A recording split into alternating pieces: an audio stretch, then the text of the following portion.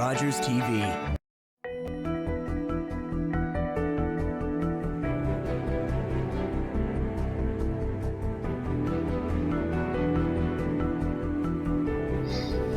This is certainly a challenging time for our community. Throughout the coronavirus pandemic, so much has changed in the way we interact with each other, the way we communicate, the way we do business, the way our city government serves us. So we wanted to provide an opportunity for our elected officials to connect with their constituents. Welcome to Ward Updates, a series of one-on-one interviews with Ottawa City councillors. In the next 30 minutes, we will talk about how the pandemic has affected all of us as individuals, as members of families, as members of the community. What's been the impact on business, on community activities? We'll also talk about the stories of people who have risen to the occasion during this pandemic and cover some other important city issues as well.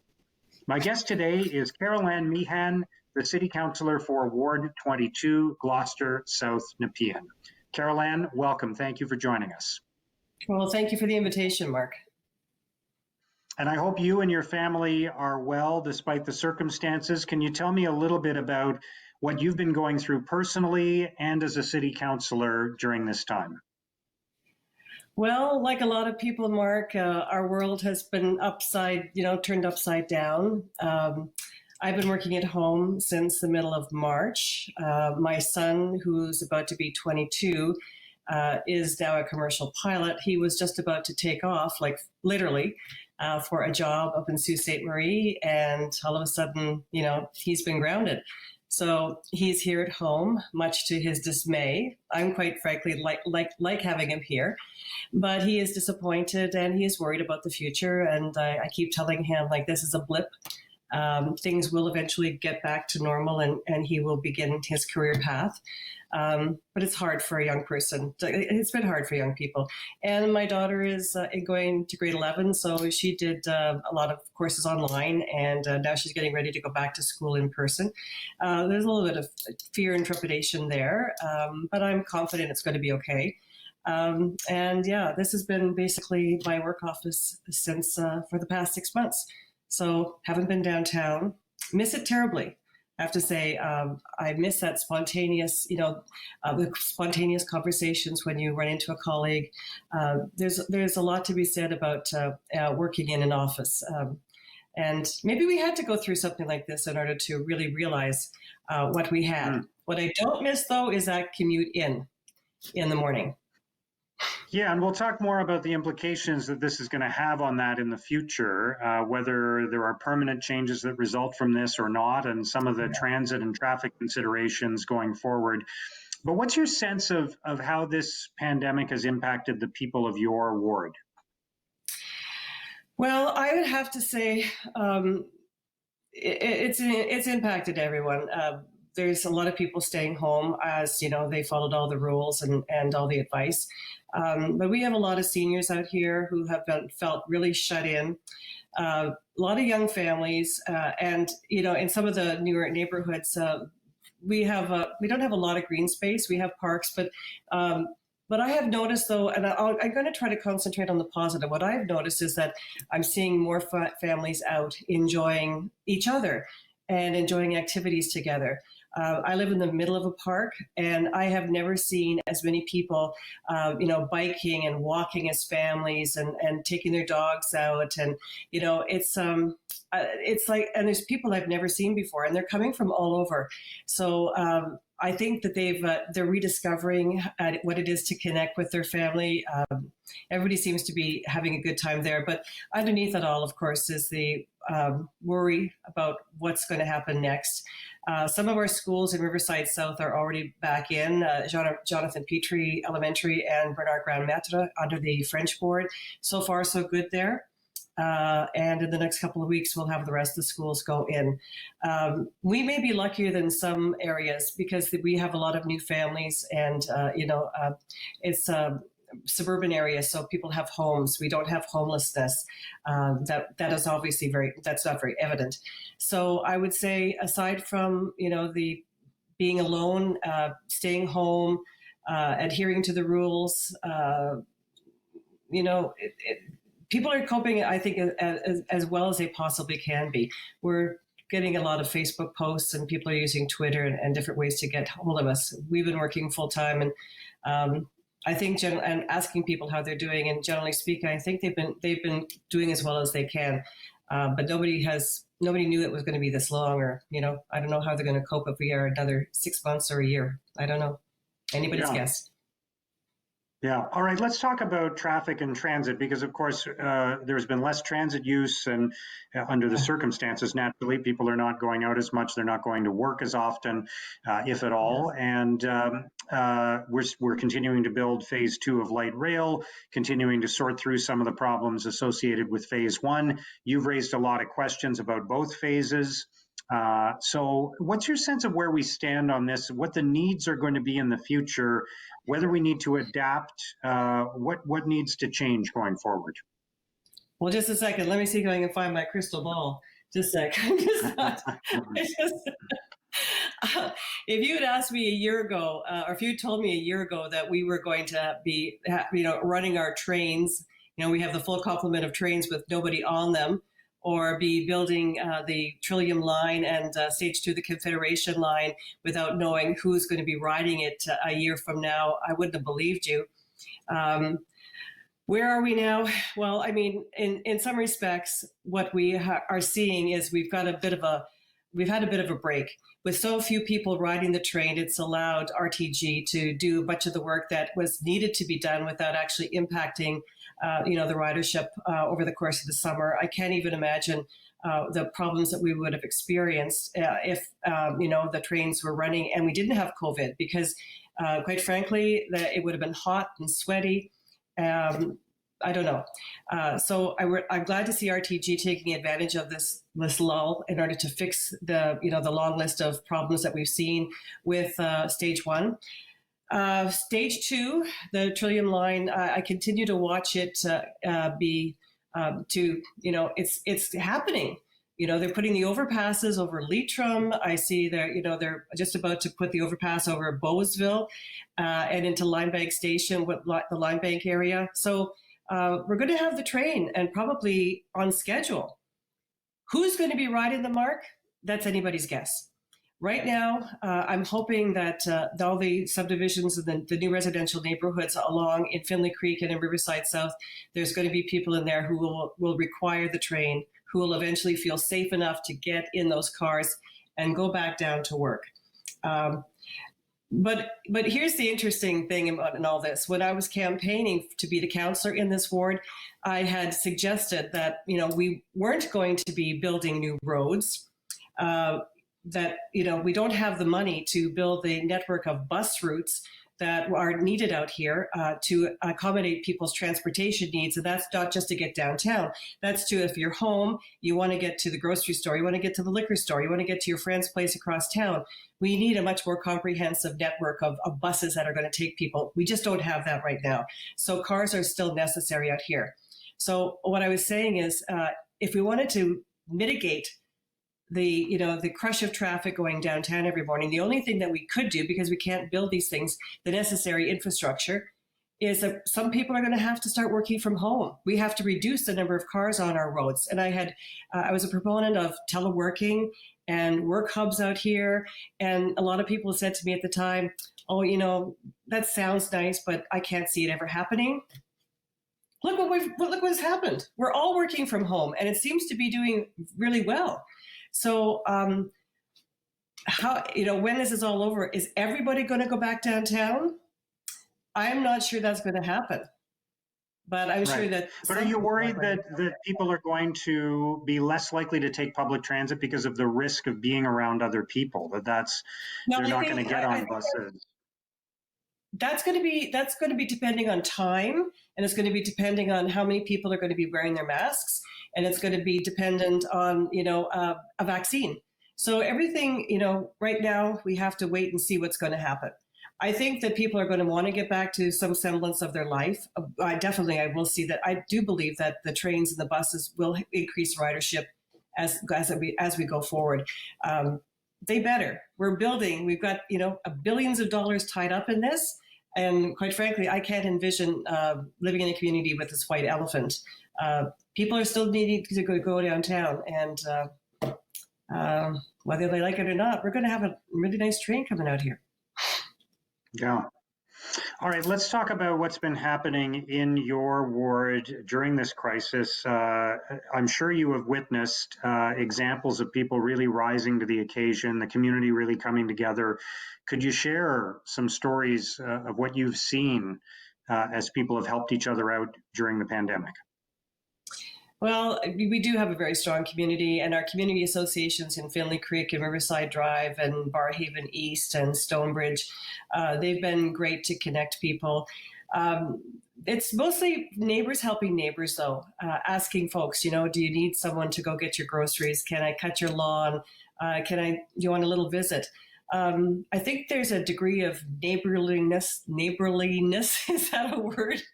That we haven't, was there, but I think it's much more evident today. The grocery stores have done a wonderful job in doing food collection, of supplying our food banks. I can't off the top of my head cite a really obvious example, Mark, but I see incidents of it every day.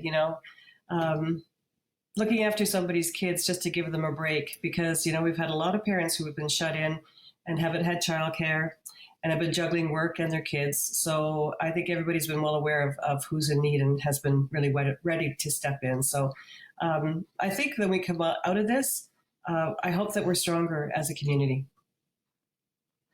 I wanted to talk about the implications for the city's finances. There's a big gap of about $200 million, a little under $200 million, some of which will be funded by other levels of government. But what do you think the lasting impact is going to be on the city's finances, and what needs to be done to address that? How do we respond to that?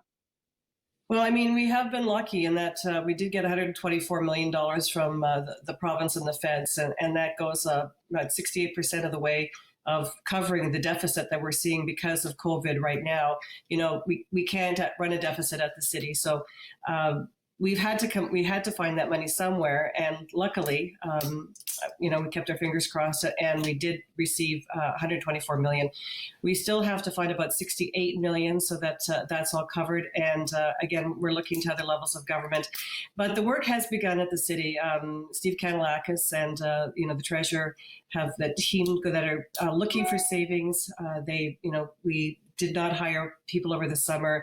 We've, there's a lot of things that they've done to mitigate expenditures. But let's say tomorrow we hear that the 68 million is going to be covered by the federal government. To me, that's great news. But the fact of the matter is, we should be taking this opportunity to trim our spending every which way we can. I have asked that we put a magnifying glass on every program that we have in the city, find out if that program is still required. Are there ways that we can trim? Let's look for savings, because we're still looking at a 3% tax hike. That's the cap that the mayor is asking for next year's budget. That could be a lot to ask some taxpayers, given what they've gone through. Not everybody has a job right now. People are working part-time. 3%, in the best of years is a lot of money, but this year it could be the breaking point for some folks. So I would love to see us trim everywhere we can, rein in our spending, and perhaps not ask the taxpayer for 3% if at all possible. But now is not the time to take our foot off the gas pedal. We've got to start looking for savings and doing things a lot differently. And I've put in my list of things where I think we can save, and I know the other councillors have done that as well. And that's the process we're going to be beginning in the next few weeks. So this fall is going to be quite interesting and quite intense down at City Hall. So what specifically are the areas where you think there's room to cut? Because so much of what the city does, obviously, is it delivers services that are expensive and difficult to trim, like garbage collection, like public health. So where specifically do you think there's room to cut? Well, I have found in my 2 years of being at the city right now, like there are places where we tend to work in silos. Like just for instance, I'll just give you a for instance if I can. A couple of weeks ago, I was in Finley Creek, and I was in a fairly new development, but it wasn't brand new. And there was a crews of workers working on the roads, on the sidewalks. And so I was just asking them, what are you doing? And it was a company that was contracted out by the city to fix the catch basins all along Kelly Farm. This is a major road that goes north-south through Finley Creek. And the response was that they were fixing the catch basins that were incorrectly installed by a developer a couple of years ago. Well, this cost now falls on the city to fix. The catch basins weren't working properly. They discovered them. Just little things like that. I'm trying to find out exactly how many millions of dollars it's going to cost us in order to fix those catch basins when they should have been installed correctly, and then there should have been a city inspector follow it up. Little things like this start to add up, Mark, and we wouldn't catch it necessarily as a councillor unless I had asked the question. It just looks like the road work, right? So if that happens in one case, it can happen in other cases. Many of the programs that we have right now don't have sunset clauses on them. So, the program was brought in at a certain point. It's meant to, fulfill a necessity in some capacity. And then years later, maybe that need isn't there anymore, but we don't have a sunset clause on it to review that. So that's the kind of things I would like to see, us take maybe really look at intensely and cut if possible. Other things, I sit on the audit committee, and the Auditor General over the years makes recommendations to the city on how departments spend their money. Is there enough oversight? There are a series of recommendations that the Auditor General makes to the city manager, and managers at the city. And, in my experience, sometimes those recommendations that can save us money are not followed up on. These are just a couple of examples of things that I think that we can do a little bit better.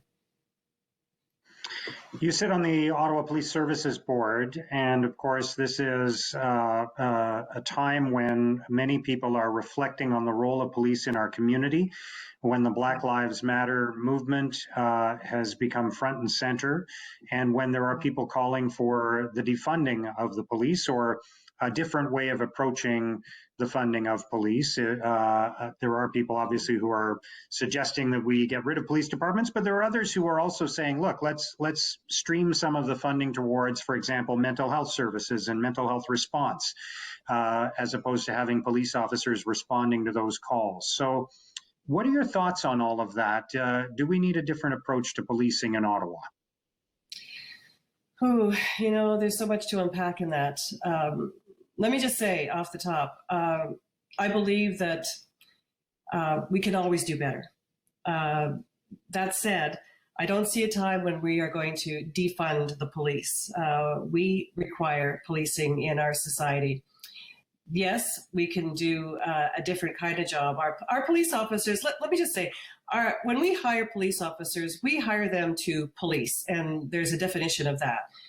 We don't hire them as social workers, but yet what we're requiring of them often is a social worker role, where they have to go in and deal with mental health issues and cope with it as well as they possibly can.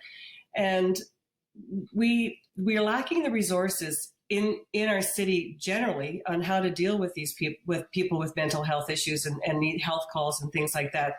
Do we require better resources? Absolutely. You will not find a city officer who will say no to that. It would make their life easier. So yes, but when it comes to the police budget, 80% of the police budget that we have in the city goes to salaries and compensation. So there's a very small amount of money that's left to redeploy to other areas. So what I want to see is, I think, and this is what our new police chief, Chief Foley, is all about, is seeing neighborhood resource teams that he is reintroducing, which is basically community policing, which we dismantled back in 2017. We're putting the neighborhood resource teams in. So that means a police officer who is working in conjunction with social services, with crisis management, with people on the ground who know, where the resources are and can help. That, I think, is a major first step forward for us in this city. And it's sad that we have to rebuild this, but that's reality. I think we're doing an awful lot of things right. We are changing our hiring practices. We're getting people who are, reflect our diverse community, First Nations, our, visible minorities. We're making that a priority, that we hire these new officers. They're getting better training. They're getting better mentorship. So I think we're doing an awful lot of things right. And I think we're going to see that as we go forward. But I don't like to see a knee-jerk reaction because of something that's happened, like a big event that's happened in the States. Can we do better? Absolutely. But I think that the work is being done. And I'm keeping my fingers crossed that it will be obvious to people who live in the city, and we won't have those kind of incidents going forward. But is there racism in the police force? Yeah, it's everywhere in society. Will we ever see where there's not a police force without racists in it? God, that's a dream, huh? It's a dream throughout our entire society. But these are tough conversations that we're having at the Police Services Board. But the conversations are being had. Yeah, I think one of the key questions, though, is the distinction between whether there are racist people within different systems in our society, different institutions like the police service, or whether there is systemic racism. What's your feeling about that? I think it's part of the human condition, sadly. I don't know, Mark. I guess I'm viewed as a privileged white woman. I haven't been able to talk to an awful lot of people who have experienced it. I'm open to those conversations, but right now, as a new member of the Police Services Board, I haven't had it. I can only tell you what I hear, and that I'm aware that these problems exist, and that's all we can, someone like me can do right now. Yeah, and I think the other key element is, as you mentioned, a significant portion of the police budget is salaries. So Can we take some of that cost and say we're going to have fewer people working in law enforcement and have some more people working in social services, for example, right? And maybe then we don't need as many people working in law enforcement because they're not responding to social services type calls, as you put it earlier. Mm-hmm. Well, that is a possibility. But right now, the police to population ratio that we have here in Ottawa is very low compared to cities across the country. So we are short of police officers. So the idea that we could cut the ranks now, I think, is going to, we'll probably have to deal with that. Policing is expensive. Let's be honest. It's expensive to hire police officers, and the police chief has undertaken a program to accelerate the number of officers who are being hired.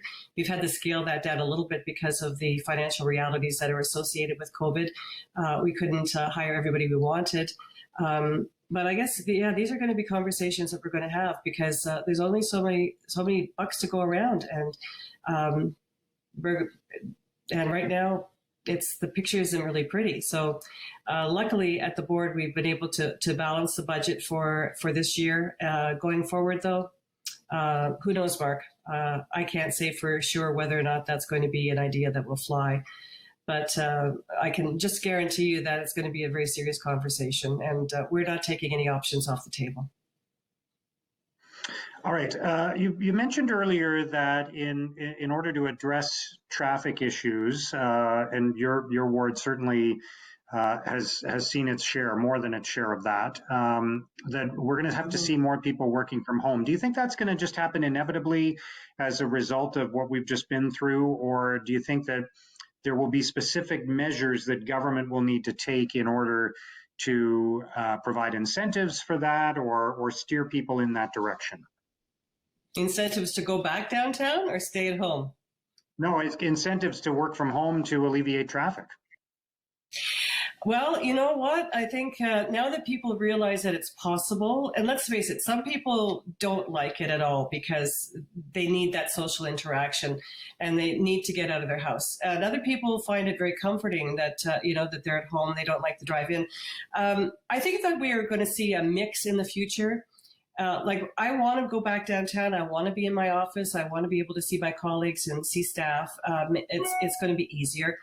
But at the same time, I know that on those really snowy days where I would have to get up like an hour and a half earlier to get down to my office, I don't have to do that anymore. So everybody's going to, come to that realization. Maybe we will have, stagger the days going in. These are all possibilities now that we thought were impossible before COVID. Maybe we can do, certain license plates, certain days that, because quite frankly, if everybody who moved into Riverside South or Findlay Creek goes back to work downtown, like say COVID's over and they go back to downtown tomorrow, it's going to be a nightmare. It's going to be a nightmare. The trains aren't ready yet. The buses, we don't have enough buses. It's going to be gridlock. It'll be gridlock like for all day.